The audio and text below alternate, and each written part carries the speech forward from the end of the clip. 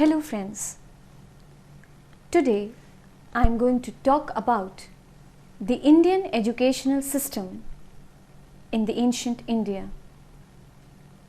The topics that I am going to cover today in this topic will be the philosophy of life in ancient India, the fundamentals of ancient Indian education system,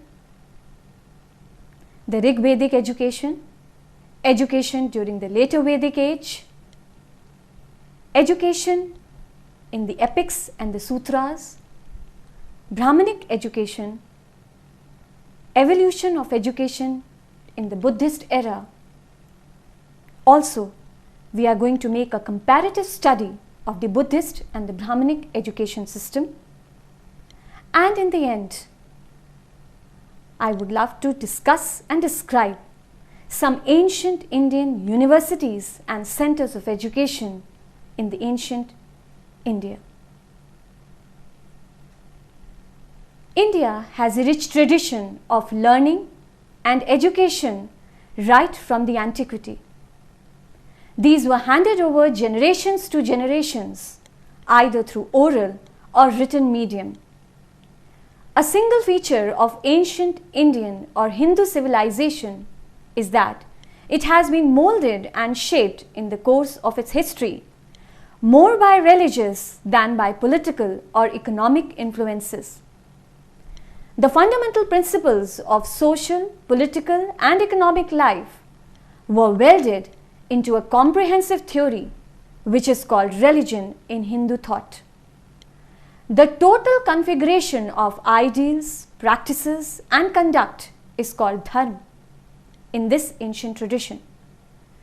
Indian culture is suffused thoroughly by religious values. The approach of our forefathers to life, their subtle analysis and codification of duties all indicate their cherished spiritual values. Their political as well as social realities were not circumscribed within the narrow geographical bounds.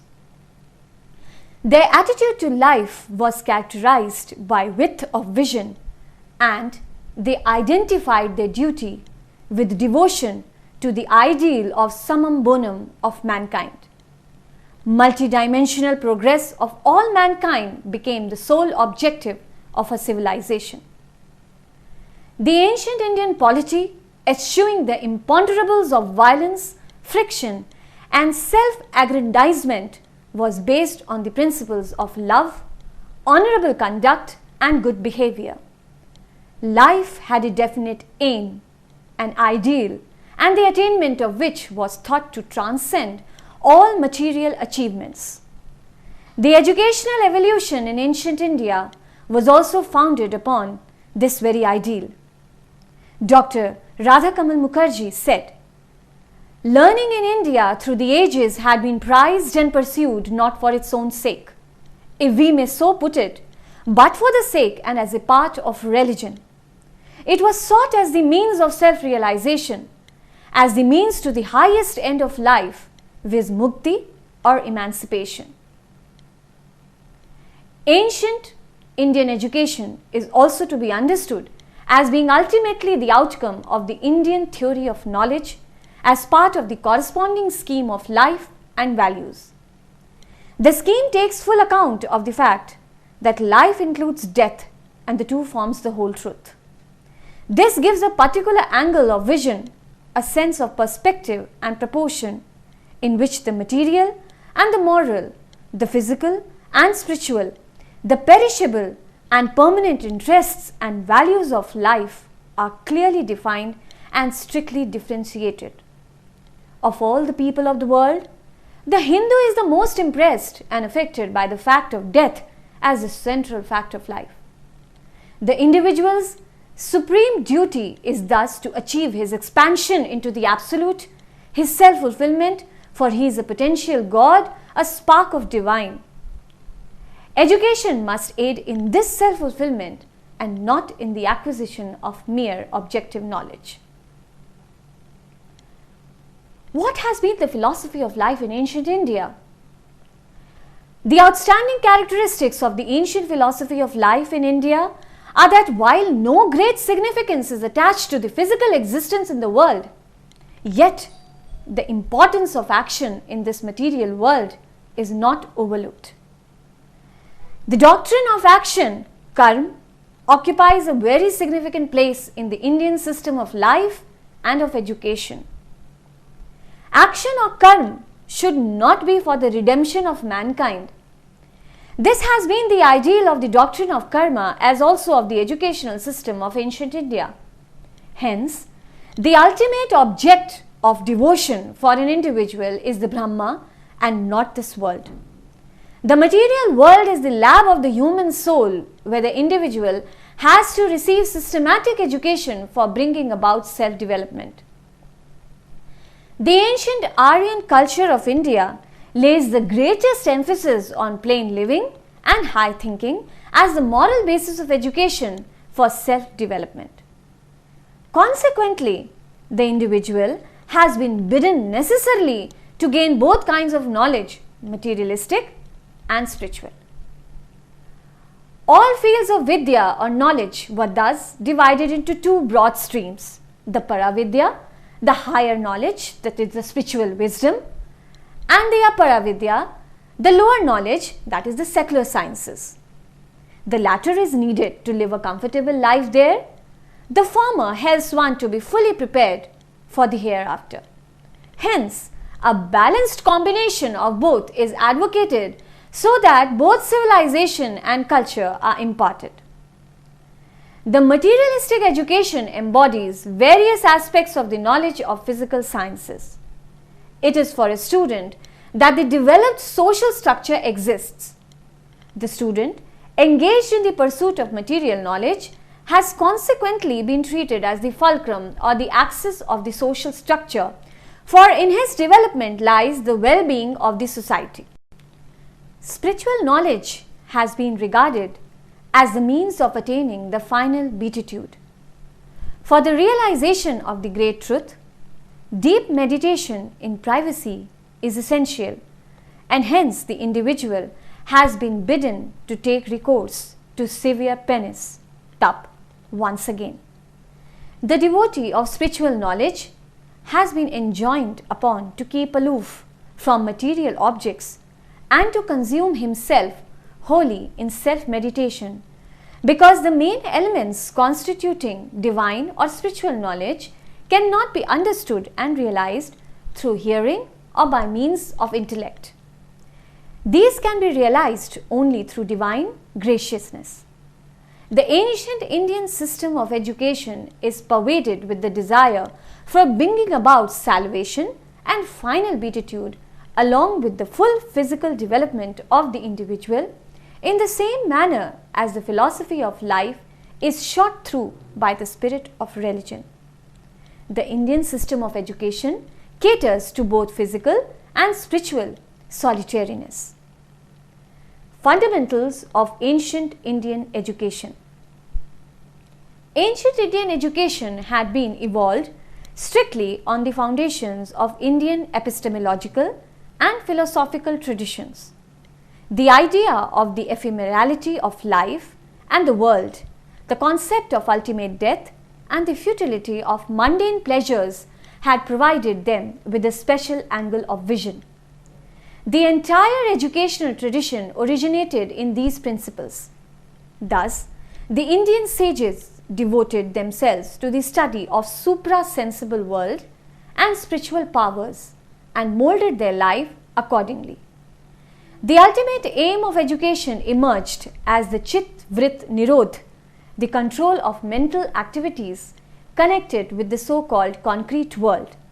However, education did not neglect the development of the pupil's powers for his all-sided advancement. Some of the fundamentals of the ancient Indian education system had been that the knowledge had been related to life.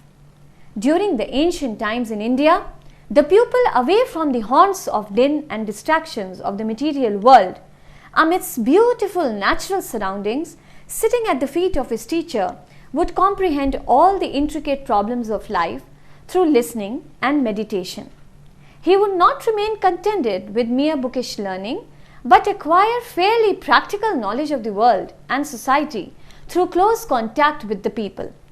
An attempt was made to make the student capable of experiencing the supreme truth himself and mold the society accordingly. There was a close association between teacher and student which resulted in all-round development. The residence of the pupil at the house of the teacher, accompanied by a sense of devoted service, had been a unique tradition in ancient India. The pupil, through such a close contact with his teacher, would naturally imbibe his qualities through emulation.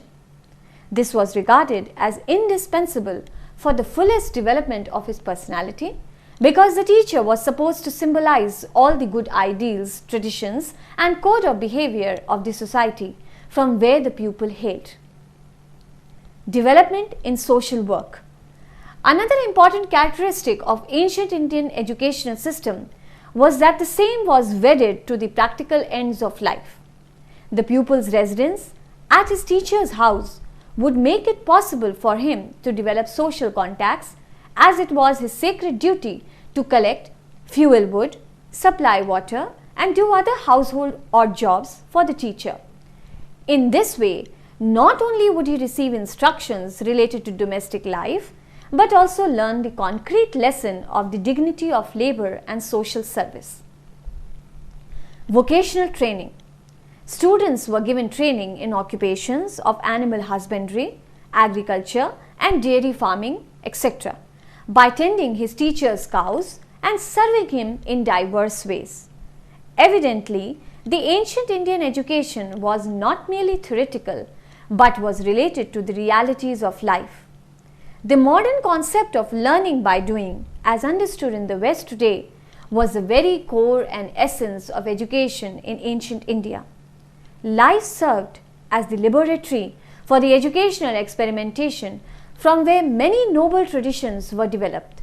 Similarly, begging alms by the pupils for their own subsistence and service of the Guru fostered in them humanitarian virtues. Thus, ancient Indian educational system was developed in terms of the needs of the individual and that of the society, and therefore its efflorescence was natural. It had a definite ideal and a definite mission. The ancient educational centers, situated amidst fauna and flora and beauties of nature, were the perennial and inexhaustible fountainheads of Indian civilization and culture. The ancient Indian teachers evolved a special form of education whereby harmony was established between materialism and spiritualism, and human life thus headed towards greater perfection. We are now going to study about the four Vedas. The Vedas, regarded as the oldest among the literatures of the world, are the original sources of the philosophy of life in ancient India. A study of these Vedas will enable one to get a thorough knowledge not only of the philosophy of life, but also of the whole fabric of ancient Indian culture. Consequently, the entire literature and philosophy of India, the Upanishads, the Smritis, and the Puranas, all acknowledge the superiority of Vedas. The Vedas occupy a very important place in the Indian life. The basis of Indian culture lies in the Vedas, which are four in number: Rigveda, Samveda, Yajurveda, and Atharvaveda. Vedas have their own characteristic features. Through them, we are able to know about the culture, civilization, life, and philosophy of people in ancient India. Vedas symbolize the chief objective of human life, which has been deliverance from this world of births and deaths. The Indian philosophy of life has never accepted life as purposeless. Before giving a detailed account of the Vedic education, it is necessary to make a short appraisal of the four Vedas, as the education of that period was basically based on them. The Rigveda. The Rigveda is established as the earliest work not merely of the Hindus, but of all Indo-European languages and humanity. It lays the foundation upon which Hindu civilization has been building up through the ages. Broadly speaking, it is on a foundation of plain living and high thinking. Some of the prayers of the Rigveda, like the widely known Gayatri Mantram, also found in Samved and Yajurved, touch the highest point of knowledge and sustain human souls to this day. The Rigveda itself exhibits an evolution, and the history of the Rigveda is a history of culture of the age. Other Veds. Following Rigveda came into existence the three Samhitas of Sam, Yaju and Atharva in close succession. These Vedas ushered in a new kind of literature. The order of hymns included in the Rigveda is not in accord with that of the sacrifices, so much so there are some such hymns as have no relation to the yagna or sacrifice at all. On the contrary, in the Sam, Yaju and Atharva, the hymns follow closely in order of the sacrifices. Priesthood was gaining ground. Higher education later on related itself to priesthood and the ritualistic aspect of religion. The curriculum of education was the same for all the students called brahmacharinis. Each of them was required to attain proficiency in the melodies of verses and ritualistic aspects of yagna. In course of time, however, essentiality of division of labor was strongly felt owing to the growing complex nature of formal aspect of sacrifice, because no single individual priest could be expected to specialize in the triple aspect of the yagna. The Samved. The compilation of all the hymns recited on the occasion of Som Yagna came to be known as the Samved. The Yajurved. It is a collection of prose mantras. Though the duty of chanting the hymns on the occasion of sacrifice was mainly undertaken by the Hotri, the first order of priesthood, yet certain hymns related to prayer or invocation were sung by the Adharvaryus, who were closely associated with sacrificial operations. Consequently, a separate training school was established for the education of these priests. The elementary prose literature of India, which culminated in the Upanishads, lies in the rudimentary form in the Yajurved. We get in the Yajurved glimpses of the religious and secular aspects of life in India. The Atharvaved. In the beginning, only 3 Vedas were popular. In the course of time, the 4th Ved, called the Atharvaved, was also recognized. It is more original in contents. Unlike the preceding Vedas, the majority of mantras in this Veda have not been adapted from the Rigveda. The Atharvaved is thoroughly secular in character, containing a vivid description of various arts and sciences. Now we will look into the evolution of education in the Rigveda. The Rigveda, in the form in which we have it now, is the compilation out of old material, a collection and selection of 1017 hymns out of the vast literature of hymns which have been accumulating for a long period. When the Rigvedic text was thus fixed and appropriated for purposes of the Samhita, its editors had to think out the principles on which the hymns could be best arranged. These show considerable literary skill, originality of design, and insight into religious needs. Rishis were chosen who were seers of truth. Their works were utilized to constitute 6 different mandals. These rishis are Vidya-mitra, Vamdev, Atril, Bhardwaj and Vashisht. When the highest knowledge was thus built up by these seers and revealed and stored up in the hymns, the methods were then necessarily evolved by which such knowledge could be acquired, conserved and transmitted to posterity. Thus, every rishi was a teacher who would start by imparting to his son the texts of the knowledge he had personally acquired, and such texts would be the special property of his family. Each such family of rishis was thus functioning like a Vedic school, admitting pupils for instruction in the literature or texts in its possession. The relations between teacher and taught was well established in the Rigveda. The methods of education naturally varied with the capacity of pupils. Self-realization by means of tap would be for the few. It is believed that these sages, by virtue of their tap or asceticism and yoga, were gifted with the vision of a clairvoyant, capable of knowing about the past, present and the future. The system of education which evolved in the Rigveda concerns itself with the acquisition of the supreme knowledge, religion and Brahma. The aim of the Veda was the knowledge of the ultimate truth and the realization of the supreme. The curriculum of Vedic education. The students started the recitation of the Vedic hymns in early hours of morning. The chanting of mantras had been evolved into the form of a fine art. Special attention was paid to the correct pronunciation of words, pad or even letters. The Vedic knowledge was imparted by the guru or the teacher to the pupil through regulated and prescribed pronunciation, which the pupil would commit to memory, having listened to it alternatively. Only that knowledge which was received from the lips of the teacher was regarded as purely Vedic. Thus, the teaching was oral. Various subjects were incorporated in the curriculum of Vedic education. Grammar, rhetoric, astrology, logic, nirukti was the main subjects.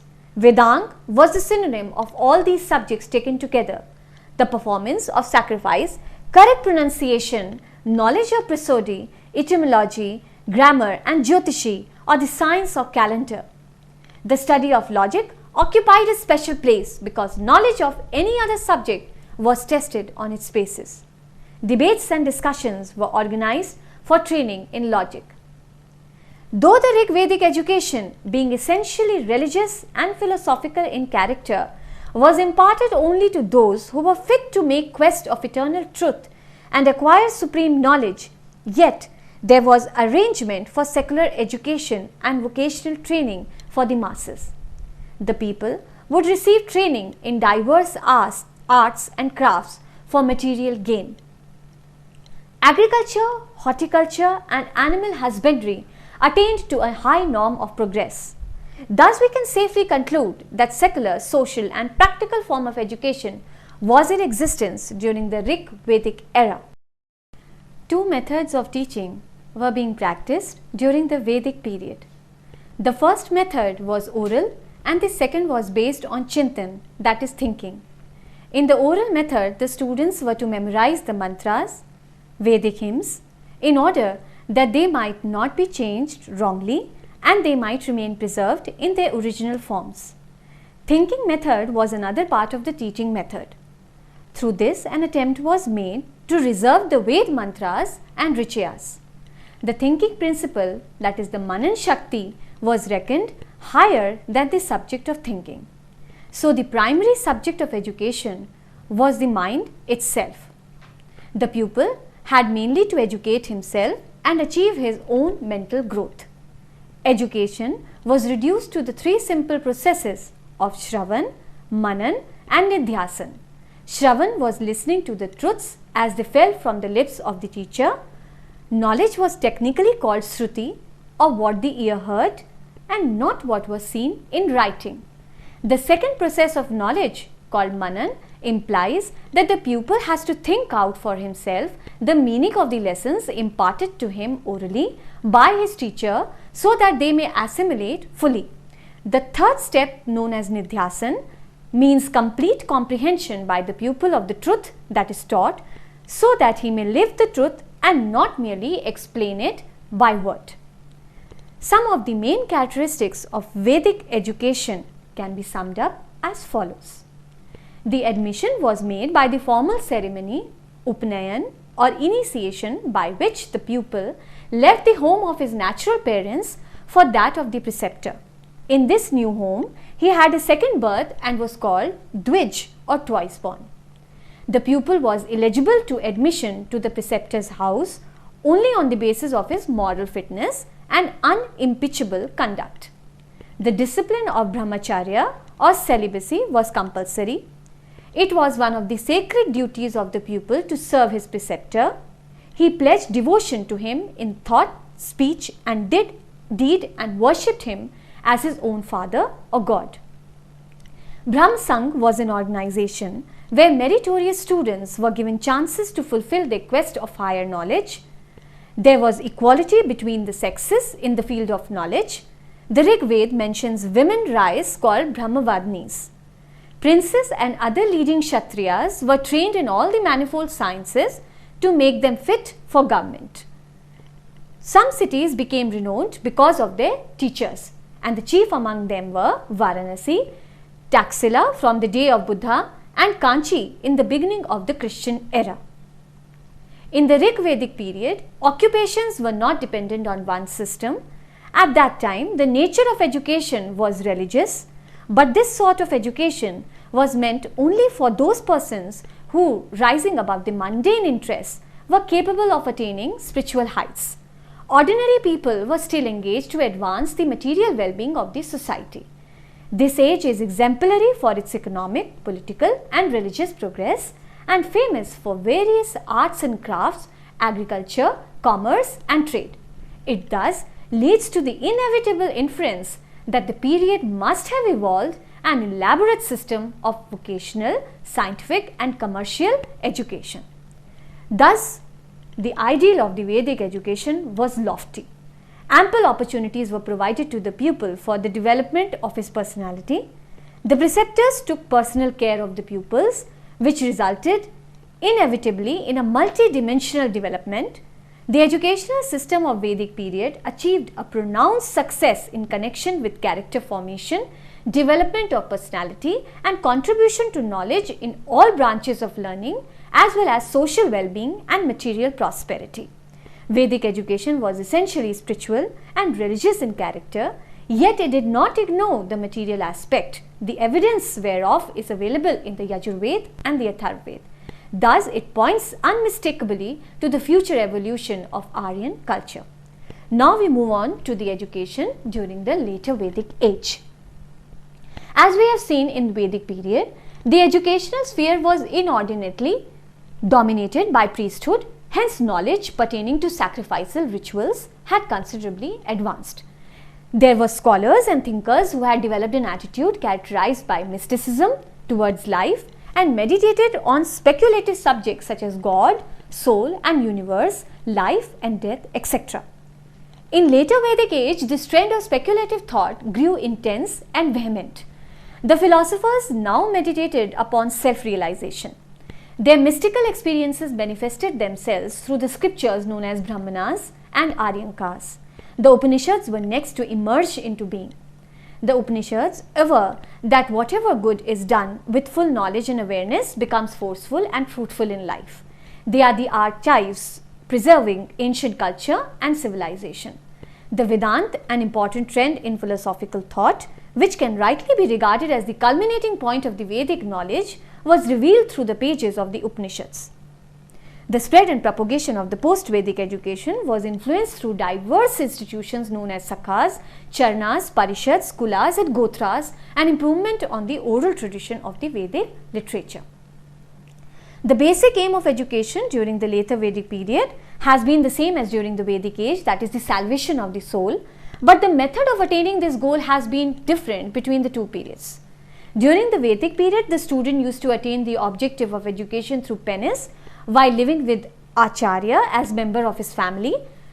During the post-Vedic period, Yagna replaced the penance and a number of procedures were prescribed for the same. The Upanayan Sanskar ceremony was so important during the post-Vedic period that it was usually regarded as second birth of the individual. Ved mantras, that is the hymns and the verses, were principally taught in the Vedic period. During the post-Vedic period, various types of literatures were produced pertaining to different Vedas. The curriculum consisted of Veds, history, Puranas, grammar, mathematics, Brahma Vidya, Nirukti, astronomy, dance, music, etc. Education was not regarded as an end in itself. It was fundamentally related to life. Its aim was the attainment of Brahmavarchasya, that is the knowledge of the Absolute. The performance of sacrifice and other ritualistic operations were directed to the same end, but special emphasis was laid on the study of the scriptures, technically known as Swadhyay or self-study. It was a sort of sacrifice to Brahma, whereby the attainment of an imperishable world was possible. Hearing, thinking and meditation were the three principal psychological methods of instruction during the post-Vedic period. Teacher or the Guru enjoyed a predominant place not only in his Gurukul but also in the entire society. The teacher was expected to be in possession of the essential qualities, that is profundity of education, clairvoyant vision and intellectual regeneration. Rules of conduct were enforced, keeping in view the physical, mental, oral and moral development of students. Strict adherence to rules of conduct and discipline was an inseparable aspect of education in those days, and the duration of education was 12 years. Students had to beg alms for the support of the Guru and himself. This tradition was carried out by all, be he rich or poor, and this would beget in the students the virtue of humility, and thereby he learned the concrete lesson of charitable good done to him by the society, and in return his sense of obligation to it. Simple living and high thinking was the motto of his life. At the completion of their educational period, the teachers would deliver convocational address to the students, which sought to remind them of the duties in practical life they stood at the threshold of. This was the Samvartan ceremony. These final addresses of the teachers of ancient India can be compared to the convocation address of modern universities. The teacher was expected to possess all moral and spiritual qualifications. He illumined the inner being of his pupils with his own spiritual enlightenment. It was traditional knowledge to the pupils through a succession of teachers, which came to be known as Guru Parampara. The life of the teacher served as a model for the pupils to follow and imitate. Now we will look into the forms of some educational institutions which existed at that time. Broadly, there existed three types of institutions, namely Gurukuls, Parishads, academies, and Sammelans, that is the conferences in that age. According to sacred texts, the training of the Brahmin pupil took place at the home of a Brahmin teacher. In some texts, the Guru is depicted as the poor ascetic, and it is the duty of the student to beg for his teacher. The first lesson that was taught to the student was the performance of Sandhya and also reciting of Gayatri. The making of man was regarded as an artistic and not a mechanical process. Indeed, the aim of education was the developing of the pupil's personality, his innate and latent capacities. This view of education as a process of one's inner growth and self-fulfillment evolved its own technique, its rules, methods and practices. Besides these regular schools of instructions, there were special institutions for the promotion of advanced study and research. These are called in the Rigveda as Brahm Sangh. These academics were called Parishads. There is a reference to the Panchal Parishad in the Upanishad, in whose proceedings even kings participated. Besides the local council or academics of disputants, there were invited occasionally by some great kings several scholars, rishis, philosophers and psychologists to a national gathering for the sake of discussions and debates. The ablest and the best scholars, speakers, philosophers and thinkers were awarded special prizes for their merits. In addition to the above mentioned forms of educational institution, the courts of the kings too served as important centers of learning, where several scholars and philosophers hailing from different countries would flock together, talk, discuss and throw light on metaphysical, theological and other problems.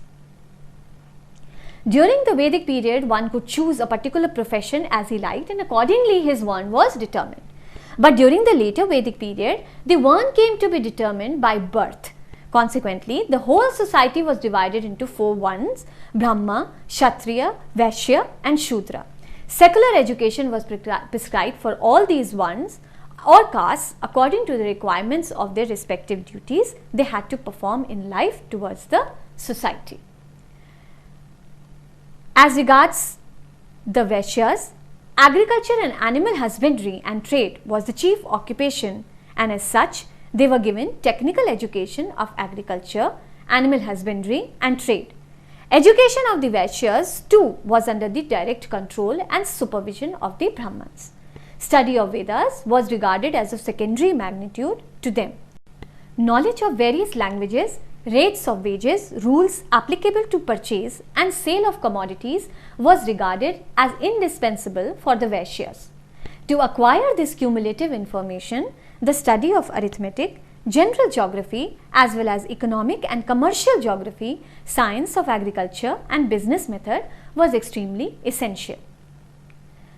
Now we come on to the education in the Sutras and epics. Education in the Sutras.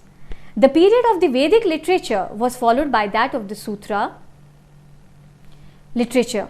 It falls between 600 BC and 200 BC.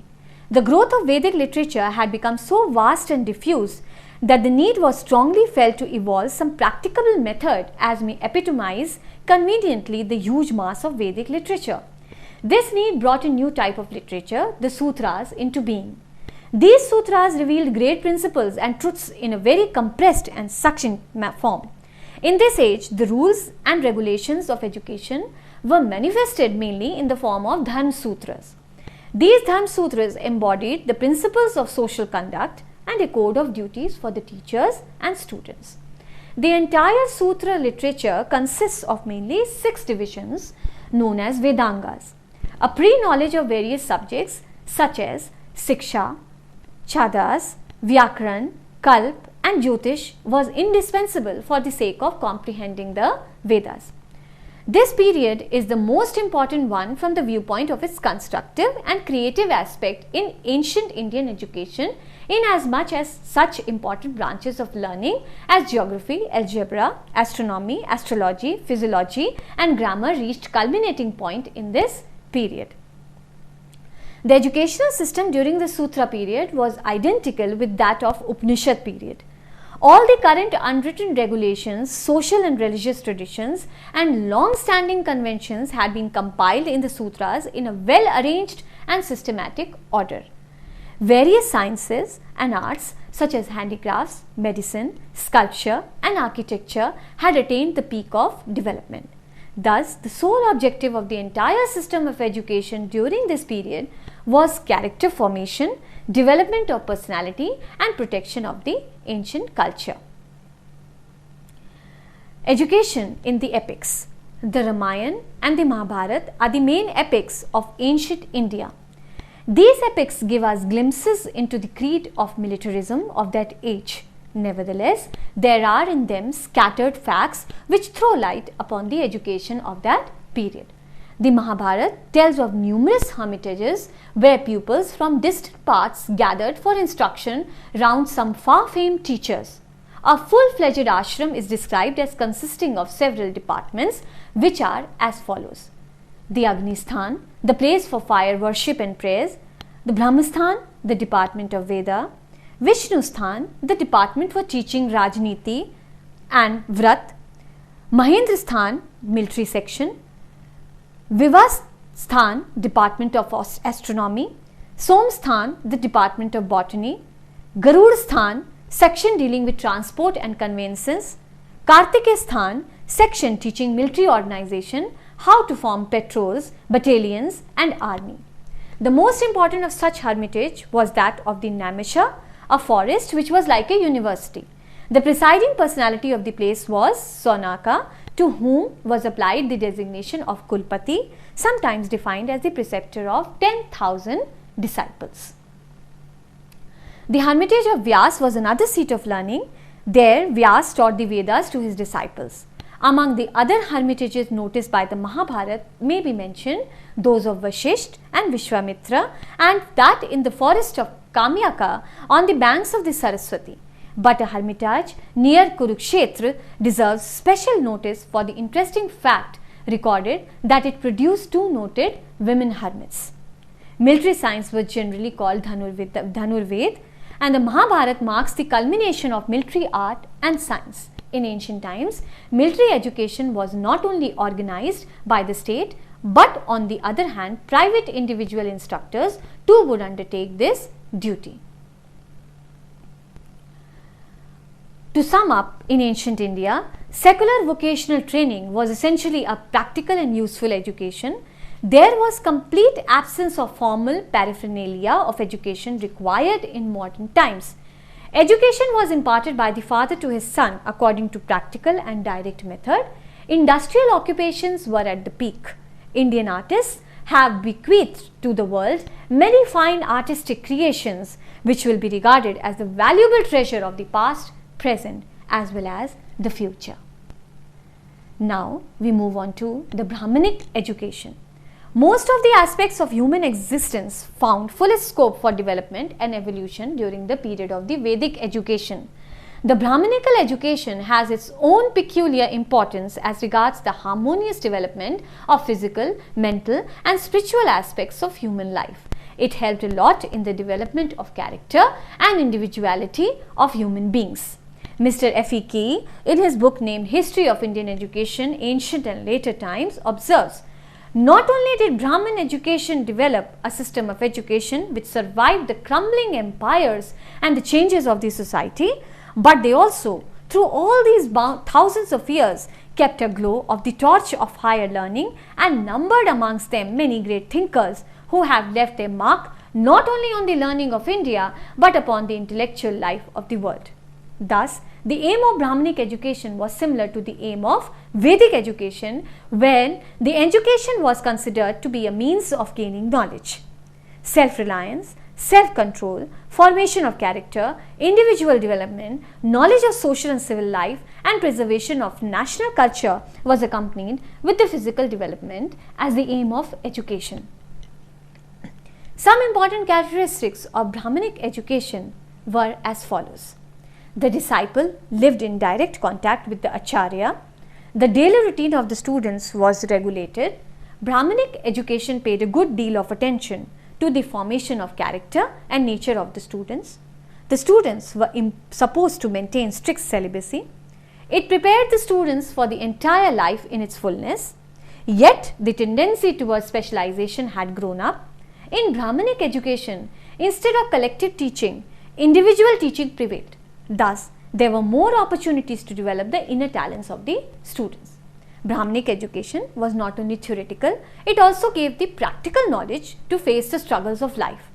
In Brahminic education, the course of study was much more vast than that of the Vedic period. Besides all the four Vedas, the study of Itihas, Puranas, Vyakarans, arithmetic, astrology, ethics, Yajurved, etc. were also undertaken. The education was based on psychological principles. Corporal punishment was considered a sin. Students were free to study according to their choice and ability.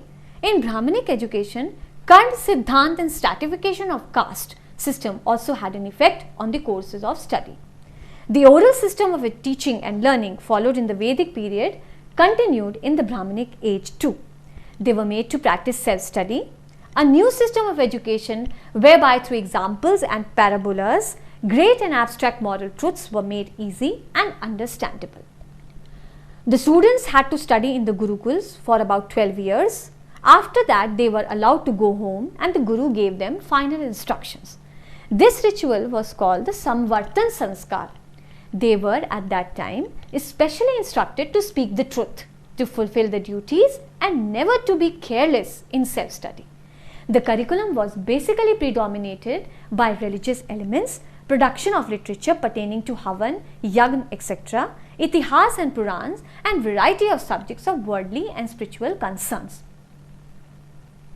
In short, in spite of many defects, this system of education was more or less ideal and well planned, and it did succeed in bringing about the all-round development of the personality of the educants. Now we move on to the education in the Buddhist era. Buddhist education can be rightly regarded as a phase of the ancient Hindu system of education. Buddhism itself, especially in its original and ancient form, is, as has been admitted on all hands, rooted deeply in the pre-existing Hindu system of thought and life. The monasteries were the centers of education during the Buddhist period. Besides the monasteries, there were no other organizations for imparting education. Only the bhikshus could receive religious and other types of education. Other persons were deprived of this facility. There were no place for yagd in the Buddhist system. For admission, the student had to present himself before the teacher and request him for giving education. The teacher was fully responsible for education of his pupil. In turn, the pupil had also to be responsive to the instructions received from the teacher. Thus, a relationship was established between the teacher and taught as during the Vedic period. Pabajja, the first ordination. It means going out. According to this ceremony, the student, after being admitted to a monastery, had to renounce all his worldly and family relationships. After admission into Sangh, they could remain as a monk. The age limit fixed for pabajja was 8 years. At the time of entering into the Sangh, the disciple must have attained the age of 8 years. There they had to receive education for 12 years, and during this period the new monk made his preparation for the Sangh life. After that, he had to undergo the Upsampada ceremony, which entitled a student for a full-fledged membership of the monastery. The Upsampada, that is the final ordination. After completing education for about 12 years, the monk at the age of 20 years had to undergo the Upsampada ritual, and then he becomes the permanent member of the Sangh. This ceremony was democratic in nature. The Shraman had to present himself before all the monks, that is the bhikshus of the monastery. One could be admitted for the Upsampada ceremony only when the majority of the monks voted in favor of the same. There always existed cordial relationship between the teacher and taught. The teacher too had to observe all these rules of conduct which were prescribed for the students. It was the highest and the most sacred duty of the teacher to impart intellectual and spiritual education of a highest order to his disciples. If any pupil ignored to respect his preceptor, he was deemed unfit and consequently was expelled from the order. The teacher too put forth the ideal of higher learning, excellent moral character, self-possession and spiritualism before his pupils to compel inherent high respect from them. It was chiefly, the curriculum of the Buddhist education was chiefly spiritual in nature. It was so because the chief aim of education was to attain salvation. The study of religious books was most important. Sutanta, Vinaya and Dhamma were the main subjects prescribed for the study. Besides these, spinning, weaving, printing of cloths, sketching, medicine, surgery and coinage were the other subjects of Buddhist education. In the higher education, religion, philosophy, military science, medicine and other difficult subjects were taught. The Vedas were also studied for acquiring comparative knowledge.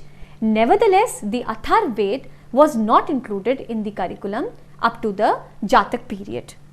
In the primary education, the emphasis was given on teaching of reading, writing and arithmetic. Knowledge of grammar was essential and the child was primarily educated in the knowledge of alphabets, vowels, sandhis or rules of combination. The main aim of education in Buddhist period was the purity of character. Therefore, like Vedic educational system, they also emphasized much on the practice and training for pure character instead of psychological development of the students. Later on, to attain the stage of Bodhisattva, personal development was considered essential and mental and moral development began to be emphasized. The teaching method in regard to technical education in secular science, arts and crafts was identical with that of the Brahmanical education, that is, the students were given education through both theoretical and practical methods. On the beginning, that is the Pratipada and close Purnima of each month, learned people used to assemble together. This type of assembling together was a very important part of Buddhist education. Purpose of this assembly was to maintain the moral standards of all the monks because the total education system was based on morality. Indeed, Buddhist education was basically religious, yet occupational education was not neglected altogether, and Mahabhagga mentions about spinning and weaving, tailoring, etc. Among the other useful arts, architecture, arithmetic, painting, agriculture and animal husbandry, etc. was also taught. In short, the following conclusions may be drawn in regard to the Buddhist education. In Buddhist period, there were many such centers where foreign students used to come for higher education, and among such centers, Takshila was the most notable. The minimum age for admission in Takshila University was 16 years because here the students were taken only for the higher studies. It was about 1000 coins. The fees was about 1000 coins at that time, which was probably charged in the beginning, and those who were unable to pay the fees in any form, either cash or manual labor, were educated as a charity. The meritorious students who did not have means to support themselves were given scholarship by the government of that time. Generally, the students lived in the centers with the teacher, but some married people and students residing in private lodges were also not prohibited from gaining education.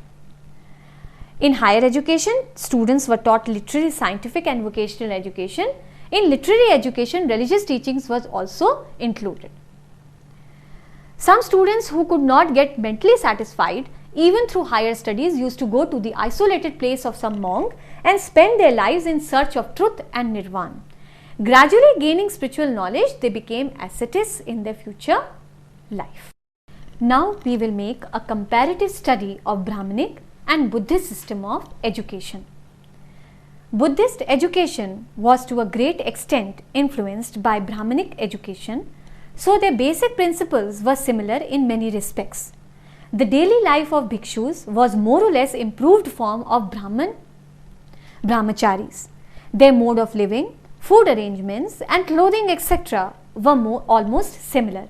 Most of the Brahmanic rishis and Buddhists were spending their lives in similar manner in isolated cottages, in the forests or on the hills, practicing self-realization, devoting the rest of their lives in higher studies. In spite of the similarities, there were many remarkable differences in both the system of education. Firstly, Buddhist education was meant for religious expansion, whereas Brahmanic education was for life. Brahmanic education was aimed at the usefulness of life. After samvartan ritual, the rishis had to enter the family life, and if possible, they could again live in the last quarter of their lives as sannyasis. But Buddhist education aimed at the study and nirvana and spread of Buddhism, and so the Buddhist monks were not allowed to enter the marital and worldly life. Secondly, Buddhist education was democratic, while the Brahmanic education was monocratic. In Brahmanic system, the disciple always remained disciple for his teacher, though he might gain even higher knowledge. But in Buddhist system, as it was based on democratic principles, the bhikshu after becoming shraman was kept in the category of the upadhyaya and was respected equally. Thus bhikshu on one side respected his upadhyaya and on the other he himself was respected. Thirdly, Buddhist education was collective and Brahmanic education was individual. In Brahmanic system, Gurukul system was prevalent. Here the teacher taught the students under his direct guardianship. But in Buddhist system, education was given in monasteries and vihars and greater importance was attached to collective education. Fourthly, Brahmanic system imposed more restriction on the students than the Buddhist system. In Brahmanic system, luxuries were strictly prohibited, but in Buddhist system, the rules were not so rigid. Fifthly, Buddhist education was free from restrictions, whereas Brahmanic education maintained it. In Buddhist Sangh, anyone might enter it without consideration of caste, creed, etc. and gain education to improve his capability. In Brahmanic system, it was not so. Great importance was attached to the one of the student. Sixthly, under the Brahmanical system of education, the pupil had to observe strict physical and mental discipline.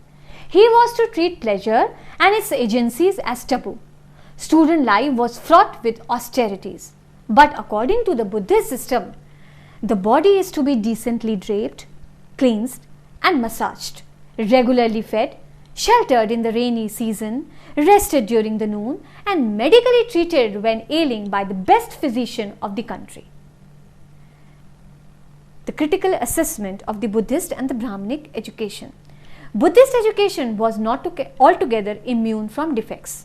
Not unlike Vedic education, it was also dominated by religion. So much so that arts and crafts in the last phase of it came to be looked down upon by the members of higher classes, and ultimately they gave them up completely. Military art and science, art of manufacturing arms and weapons and the art of warfare could not develop much under the Buddhist system of education, as it was based on the principles of non-violence and renunciation of the world. According to Buddhist religion, the world is full of sorrow. Therefore, the sole aim of life was considered to be the attainment of salvation, nirvana, by renouncing the world. The meaning of struggle of life was confined to mere metaphysical speculation. Still, it is acknowledged that merits of Buddhist system of education far outweigh the defects and flaws, though it was through its shortcomings that its downfall was so sudden and sure, and in its stead, the Brahmanical system of education was re-established in the country. In short, it can be said that Buddhist education laid the foundation stone of a high culture. Though Indian attitude towards life had always tended to be characterized by piety and sanctity, yet the Buddhist education intensified and elevated it still more. The foreign students made a very profound study of Indian religion, literature and system of education and disseminated the seeds of Indian culture in their own lands. The sacred portals of the Buddhist institutions were open to all, where all the students without differences were provided with equal opportunities for the development of their character according to their capacity and aptitudes. Along with religious and philosophical aspects of the Buddhist education, secular education formed an essential part of it. This system gave birth to such international institutions as Nalanda, Taxila and Vikramshila, which were the centers of both religious and secular learning. Education was closely wedded to the various problems of life, and it aimed at finding out concrete solutions thereof. Thus, in the sphere of morals and discipline, the Buddhist system of education enriched human life considerably. It is largely through the long-standing traditional background of Buddhist education that we are still able to continue our harmonious cultural, political and economic relations with the far eastern countries of Asia. Now we come at the end of the lecture, which is the most important part of the ancient India, and here we will describe some main educational centers and universities which have existed and made their name in ancient India. The study of the education system in Vedic period and Brahmanical educational system makes it clear that in those days the residence of the teachers, gurus, were the educational institutions called gurukuls. There the teacher and the taught lived together as the members of the single family. For the spiritual and philosophical development of the taught, the external objects of education were not much emphasized, but the main emphasis was laid on inner and spiritual uplift. In ancient India, in Vedic and Buddhist periods, well-organized educational institutions like that of modern age had not come into being. In those days, some monasteries and huge sacred places had been established. It is said that the learned persons from different places used to assemble there and debates and discussions took place. Inspired by the Buddhist system in Hindu temples and monasteries too, the educational institutions were started. Lord Buddha was the person who had realized the necessity of education for devotees at large, and so he established the monasteries and vihars, where education was also imparted. Later on, these monasteries were turned into full-fledged centers of education, where bhikshus, bhikshunis and even common people were given chance to acquire education. Besides, the foreigners also came here to study Buddhist religion. Consequently, Nalanda and Takshila developed into universities of international importance. Generally, the educational institutions of the Buddhist period were managed on the basis of democratic principles. The appointments were made purely on the basis of learning qualification. Educational expansion was fully carried out by these educational centers. Cultural relations with many Asian countries are mainly due to these educational institutions and their working system that existed hundreds of years back. Now we shall describe some important centers of learning of the Buddhist period, and of these institutions, Taxila, Nalanda, Vallabhi, Vikramshila, Odantapuri, Nadia, Mithila and Jagadala require special mention. We shall start with the description of Taxila. From times immemorial, Taxila has been an important center of Brahmanical education. During the Buddhist period, its fame continued in northern India. It attracted hundreds of students from various countries of the world. They came there to quench the thirst of their knowledge. Being situated at the distance of 20 miles in the west of Rawalpindi, Taxila was the capital of Gandhar kingdom. According to Valmiki Ramayana, Prince Bharat founded the city and appointed his son Taksha as the ruler of the territory. There was no organized institution or university, but education was imparted on family system. Takshashila was also not an organized university. It may be called an educational center of different subjects where special and higher studies were carried on. Students were admitted according to the decision of the teacher. The students were taught the subjects of their own choice. There was no examination system prevalent. No degree or diploma was awarded to the students who completed their education. Only higher studies were conducted in Takshashila, and so the students of more than 16 years of age were admitted in the university. Perhaps the fees was also realized in the beginning. Here the chief branches and subjects of study were Vedatre, 3 Vedas, Vedanta, Vyakaran, Ayurveda, 18 Sippas, military education, astronomy, agriculture, commerce, snake bite cure, etc. Panini, the father of Vyakaran in Jivaka, an expert in surgery and medicine, were the product of Taxila. Kautilya, the famous author of Arthashastra, had received his higher education here. No caste distinction was observed as regards the training in these sciences. Taxila had been influenced by Greek culture also. Some preceptors taught Greek there. Taxila was very famous as a center of training in Indian military science. Thus, for several centuries, Taxila served as the beacon light to country in educational sphere. This light of earning continued to burn in spite of vicissitudes of fortune and stormy changes. At length, it was overwhelmed by the barbaric Huns who extinguished this flame forever, never to shine anew. Next in line is Nalanda. In the province of Bihar, situated at a distance of 40 miles southwest of modern Patna and 7 miles north of Rajgiri, Nalanda was a famous cultural and educational center of northern India. In the beginning, it was a small village, but by and by its importance grew in magnitude. This place began to grow in importance since the rise of Mahayana branch of Buddhism in the 1st century AD. By the beginning of 4th century AD, it became educationally important and famous. Nalanda received its zenith of progress at the hands of the kings of Gupta dynasty. Kumaragupta first built a monastery there. A big and strong enclosing wall having only one gateway marked off the entire university area. At this gate there lived a teacher designated as Dwar Pandit, who was in charge of the test for admission to the university. The gate opened into 8 big halls where students were delivered addresses en masse. These halls stood in the middle of Samgharm that comprised the main building of the vihar. Besides these, there were 300 study chambers where students were taught by the preceptors. In Nalanda, higher studies were carried on. Meritorious students from far and wide came to this university to quench the thirst of knowledge. It was considered to be a great center of learning throughout the whole of Asia. The admittance examination in Nalanda was not easy, and according to Yunsang, only about 20% of the students succeeded in this examination. The minimum age limit was 20 years for admission into the university. Education, board and lodging were provided to the students free of cost by the university. The Kulpati or Chancellor of the university was Shilbhadra. He had studied all Sutras and Shastras books and may explain them fully well. The scope of study in Nalanda was very vast. Besides the study of Buddhism and Buddhist literature, all other subjects of the time were also included in the course of study. Though the Vihar belonged to Mahayana school of Buddhism, yet Hinayana scriptures was also taught there. Vedas, Vedanta, Sankhya, philosophy, Dharmashastra, Puran, Jyotish, Ayurveda, etc. were the subject of study along with physical education.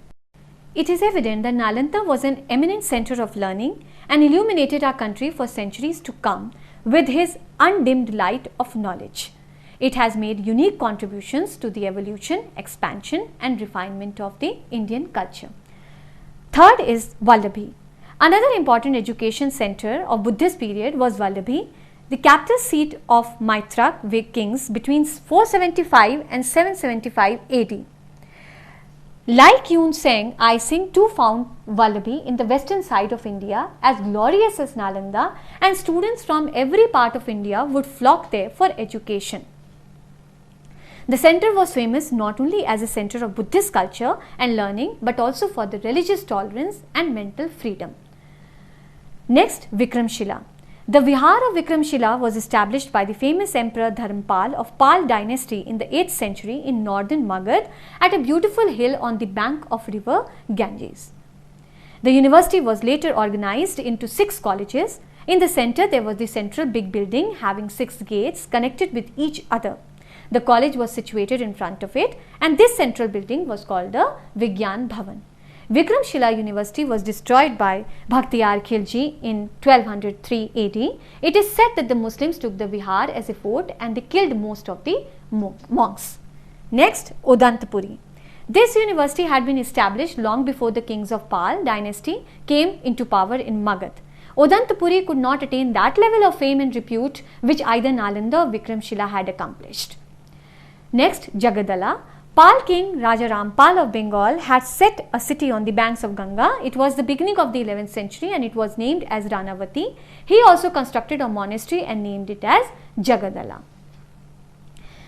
Mithila. In the Upanishadic age, Mithila became a prominent seat of Brahminical system of education. It was named as Videha. Famous poet Vidyapati, who had written in Hindi, and Jaydev, who was a prominent poet of Sanskrit literature, were born here.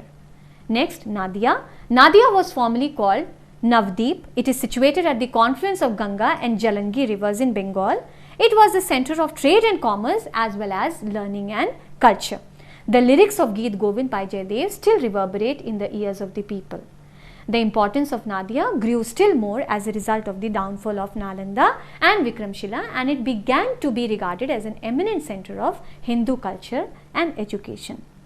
So dear friends, here we come to the end of the overview of the ancient Indian education, whereby we had gone through the Brahminical education, the Buddhist education, the education during the epics and the Sutra period, the Rigvedic education, and we also saw how the education evolved during all the 4 Vedas.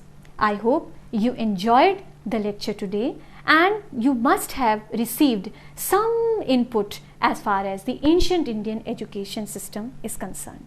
Thank you very much.